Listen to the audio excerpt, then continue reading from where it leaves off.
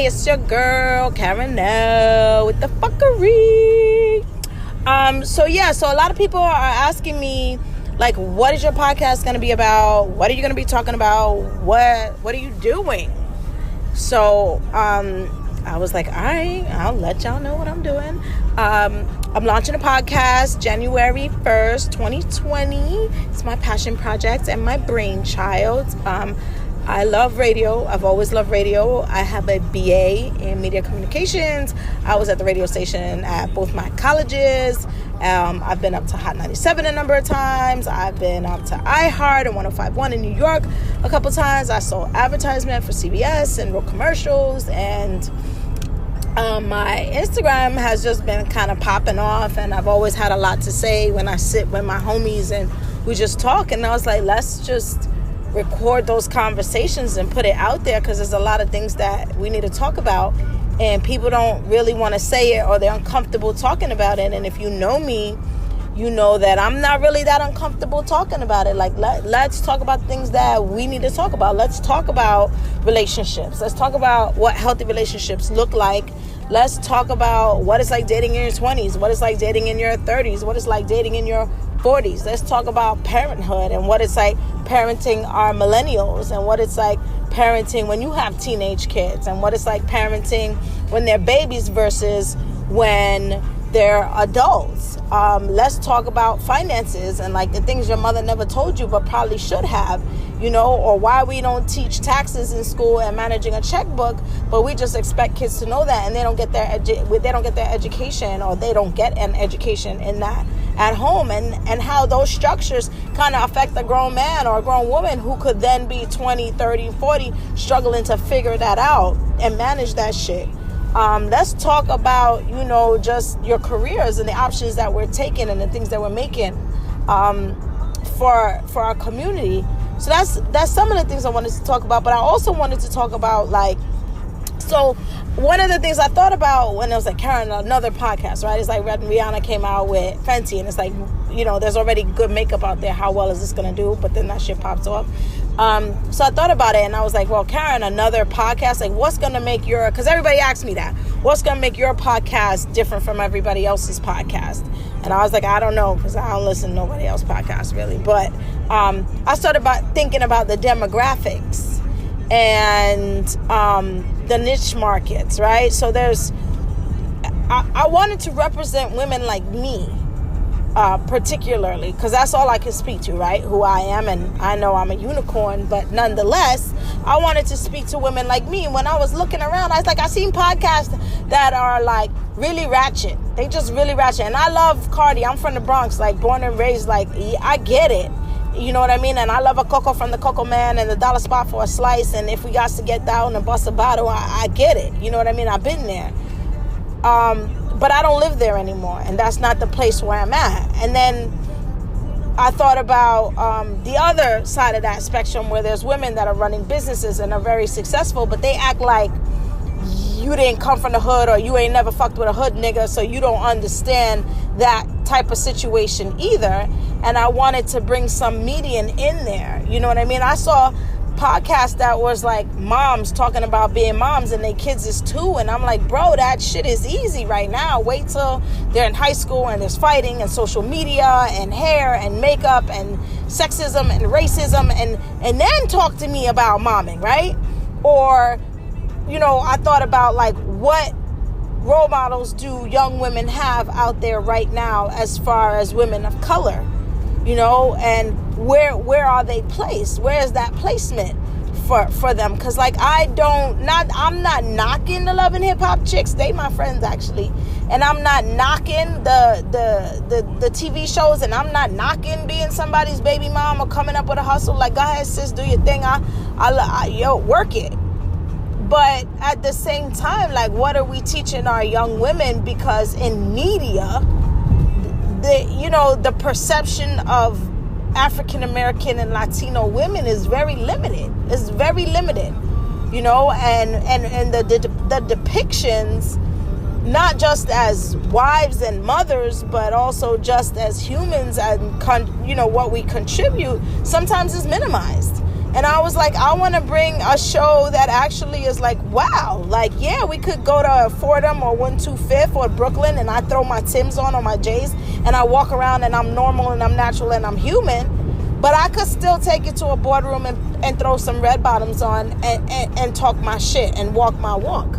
And I think that that's important, because we don't have enough of that. We don't have enough women that are represented in media that show both levels of the gambit, that run the gambit, or both levels of the circuit. You know what I mean? It's the Oprahs and the Gails and let's sit down and, you know, it's my mom, you know, or it's like this woman who are just being depicted as being like, you know, baby mamas and living off dudes and having relationships with men and kind of not in a healthy space sometimes. At least that's how it's depicted. And I felt like we needed a place where it's not like that. Where your daughters and yourself could be like, okay, I could relate to this, because, you know, I did grow up in this situation, and I know what it feels like to live in the projects and not have money and eat with cheese and all that kind of stuff. But I also know that, you know, that I clean up well, and that my education is still there, you know, and my experiences are still there, and I'm not stuck in any particular box. In fact, I can outgrow the boxes that people put me in. And so, in starting the podcast, that's what I was thinking, like, how can we create something that kind of emulates a lot of just regular women who are dealing with everyday things, who are not famous and who are not rich, but who are not stay-at-home moms with rich husbands who allow them to kind of, you know, just do whatever they want. And so I think for me, it was bringing this sense of reality, and the sense of culture and the sense of maturity and growth and something that's new into a market where I don't see a space for that. And there are other, you know, women that have other shows too, but they're very niche. They're very like financial or cooking or, you know, entrepreneurial or whatever.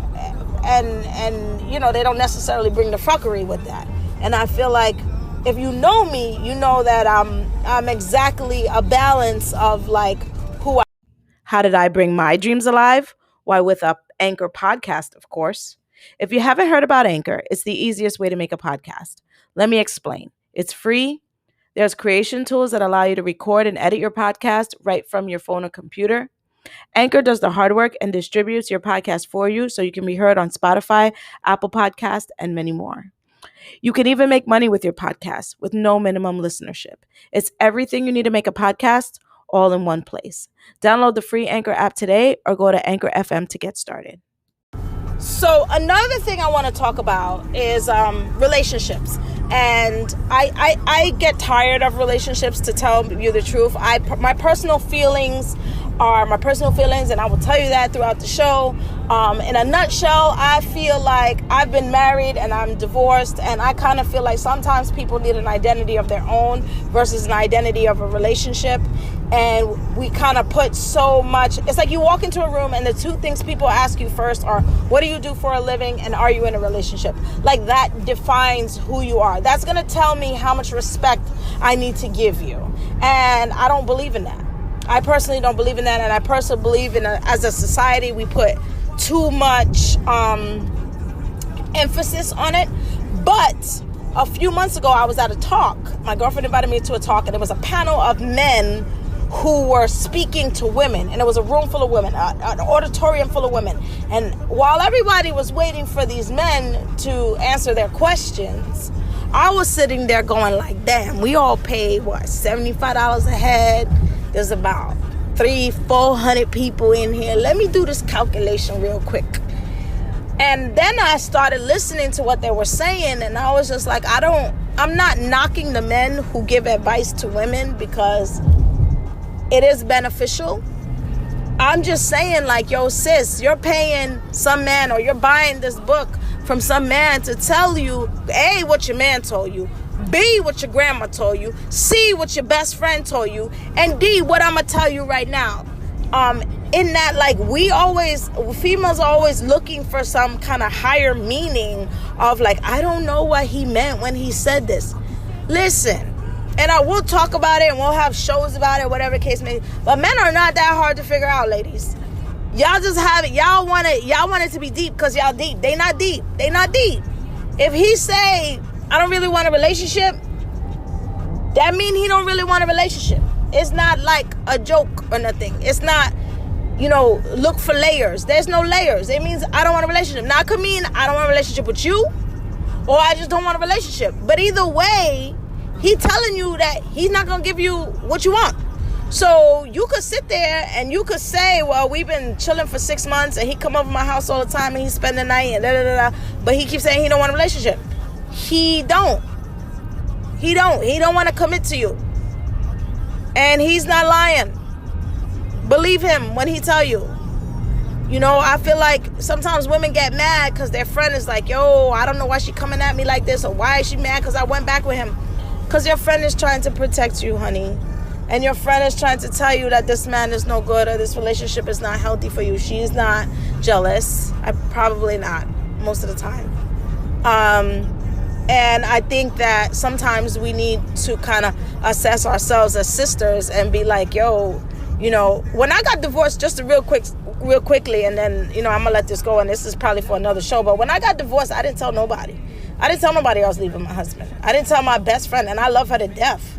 And I didn't tell my best friend. I told my mother, and I told my sister. That was it. And I didn't even have a conversation. I told them. Because I felt like anybody I had the conversation with was going to try to talk me out of it. And I didn't need anyone to talk me out of it. I knew that. I said to myself, if this wasn't me, if I was giving the advice to somebody else, what would I tell them? I swear to God, that's what I did. I said, what would I tell them? And I would have told the person, you need to get out of here. You need to get out of here a long time ago. So I didn't need no one to tell me what I needed to do. I knew what I needed to do. Now, what my stomach said to do and what my brain said to do might not have necessarily been the same thing. But sometimes you gotta listen to your gut, and you gotta put your heart away, and you gotta listen to what's in your best interest. And so I moved out of the house that I was living in with my husband. I packed the Nike duffel bag and I left. I asked him to leave. He said, I'm not leaving. He's a 200 fucking pound man. I wasn't gonna fight him. I was like, yo, this is my house, but if you want to have it, I'll buy another fucking house. And I packed my bag and I left. And I never went back. And I didn't tell anyone in my life for 9 months. Not because I was pregnant, no, because I wasn't.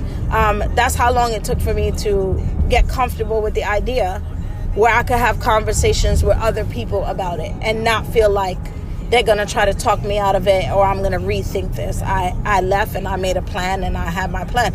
And I don't say that to say everybody could do that, but I say that to say that sometimes you don't need somebody else to tell you what to do. And sometimes the answer that you need, you have in front of you. And sometimes you're dissecting things that you don't need to dissect. And I felt like there was a voice there that I could be like a big sister or a cousin or an aunt, or even my best friend, who, when I told her, was like, you know what, Karen, if this is the decision you made, I know you, and I know you for a long time. And so, if this is what you want, I support you.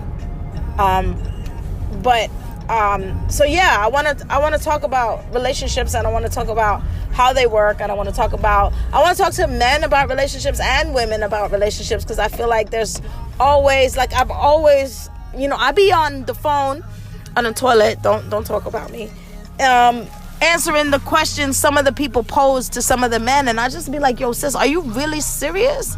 Like, are you really serious? Like, you asking this question? Like, you don't know where you stand. Why are we not having these conversations? And then also, like, if you sleeping with a man, ladies, and you can't have a healthy conversation with him about this relationship, a check-in or whatever, then you need to mature in the situation you're in. I'm sorry. You know what I mean? You need to mature in the situation you're in. Like, why are you calling him every day and hanging with him every day and cooking with him every day and fucking him every day, and you can't say something so basic and so simple like, yo, what's the situation, because I want to get married one day, or I want to have children one day, or let me just check in. And I've dated guys where I was just like, yo, this is just like our, a 3-month check-in. Every 3 months we gonna sit and we gonna have a check-in, and I'm gonna just check in that you okay, that I'm okay. Is this working for you? Is it not working for you? Like, people need to do that. Like, relationships don't just work, and it's not gonna work necessarily getting advice from somebody outside of the relationship. Y'all need to check in with each other, not check in outside. And if you can't do that, and you feel like you can't do that, then that's a relationship you need to question, because y'all supposed to be able to vibe so openly that you can check in with each other, and it don't even seem like it's a task or it's daunting, And then on the flip side of things, men and women, if something is not for you, it's not for you, and that's okay too. I've gone on dates and I've met really, really, I don't know where women be like, I can't meet a good man. I actually meet really nice guys. I met a really nice guy, and he was really nice, and we went out a couple times, we hung out, and I was like, yo, he mad cool people. Like, if I went out and I was chilling, I'd be like, yo, come hang with us, come have some drinks, let's dance, whatever. But it wasn't my person, right? Listen to that again. I meet mad cool people. Mad cool. They energy, I'm vibing. If they could be one of the homies, like, yo, we all gonna go out, get the crew together type shit. But it wasn't my person. It just wasn't my person. You know what I mean? Like, we clicked on the whole crew thing, but we ain't click on like me and you vibing. Like, and it's not, nobody did anything wrong. Nobody said anything foul. It wasn't anything like that. It just was like, I can't be 100% of myself when I'm with you. And I was like, that's not my person. Like, I'm going to know who my person is, because I'm going to feel it. I'm going to know what it feels like. I'm going to know how that flow is. And this don't have that flow. Mad cool people. Like, I'll hook him up with one of the chicks I know. Like, good guy. Handsome. Got his shit together. Like, good. But that doesn't mean it's your person. And it's okay to say, like, this is not my person. Not, I'm going to buy him clothes. Not, I'm going to change this. Not, I'm going to do this. And fellas, you too. Like, it's okay to meet a beautiful woman and be like, yo, she has all the attributes of a woman that I would marry. But personality-wise, you know what I mean? Like, I like her. She cool. But she's not, I'm not in love with her. It's not somebody I feel like I'm going to fall in love with. Like, and that's okay. That's okay. I've met a lot of people where you're like, yo, he's mad cool. He look good on paper. He don't really give me butterflies in my vagina. But, he cool. And we need to be able to have that conversation with ourselves, too. Because sometimes we forcing things because we're like, yo, I met this guy and on paper he looks good. Or I met this woman and her body look good and she doing this and she doing that. And they might be doing this and doing that. And there's things that you're interested in about. But when the two of y'all are in a room together or a space together, y'all don't just vibe. Y'all don't vibe. And it's okay. It's okay to just be like, yo, that's not my person. It's a cool person, but it's not my person.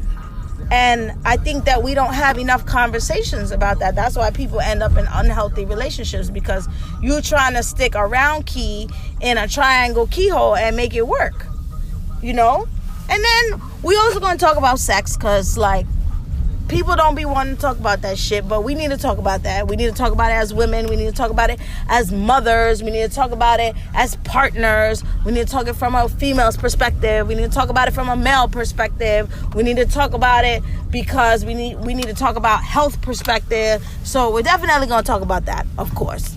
And then I wanted to talk about, like, generational curses, because, like, I feel like lately in my life I've been, like, looking at things and I've been analyzing things that I've learned and things that I see other people. I be really deep in my thoughts, and I was like, damn, we don't really pay attention to so much of who we are that's learned. And then how we take that learned behavior and then go ahead and, translate it to somebody else. And where rarely do we kind of reflect on where we learned that behavior and where it came from, and what parts of it are good and what parts of it are bad, and what parts of it we maybe need to look at and change. And so I feel like looking at some of the generational curses for people is really important, and not just from a minority or a majority point of view, but also as a female in today's society and what that looks like, because it's not it's not like what we think, and it's not like what it used to be, but we have a lot of those trends and ideas in our heads, you know, when we're raising our own daughters and what we expect of them. I had a conversation recently with my mother about my daughter, because my daughter didn't want to do something, and I was with her on it. I was like, you know, if this is your truth, live in your truth and be who you are. And my mom was like, nah, do the right thing. And I was like, Mom, but the right thing is subjective, and the right thing requires me to sacrifice, well, not me, but my daughter, to sacrifice part of who she is, or something that she don't necessarily believe in. And I'm not with that. I'm in you being a voice, and you living your truth and living behind your voice. And yes, we're going to be kind to people, and we're just not going to be assholes, but at the same time, we're not going to suppress who we are and what we think and how we feel to coax somebody else into what is right. You know, and I say right with the air quotes, because that's subjective, right? And it just depends on the situation. So we're gonna be talking about stuff like that. We're gonna talk about the kids. We're gonna talk about cars. We're gonna talk about hip hop culture. We're gonna talk about education. We're gonna talk about music. We're gonna round table with some of my friends. They're all nice people and jokesters and funny, and bringing some of the ladies, bringing some of the gents, and kind of use this as a platform to bring awareness to other things that are going on, and other stuff that we're doing. So Sayith Loud is pretty much me saying everything I need to say at an octave, probably too high for everybody, but that's what I'm going to do regardless. So I'm excited. We're going to drop some snippets before, and then we're going to launch in January. We'll have a show once a week. And it could be anything. It could be anything from me having a roundtable talk, to me hanging with the dudes, to me talking to the kids, to me just, I don't know, talking to y'all and y'all engaging with me, because I definitely like that. As of right now, listen to the snippets. I'm about to edit this and get it up there for you on the site. We on Spotify, Sayith Loud. Go search me on my Instagram. I am Karen L. It's popping. It's so popping. It's Friday fuckery. Tell a friend to tell a friend to tell a friend, because that's what we're doing right now. And let's get this popping. Let's get the numbers up. Definitely share it. Listen when you can. If you want to engage with me, definitely send a question. DM me through Instagram. The website's gonna be up. January, we're going to get that up and running. I'm working on Respect the Grays with Diginex Films, so we have that coming soon. Definitely Hamadi will be on the show, and you know, he just brings all this energy. He's like a ball of energy when he comes in the room. Farrah, who's a good friend of mine, will be on there sharing and talking about her business ventures that we're working on together. So there's a lot of things coming for 2020.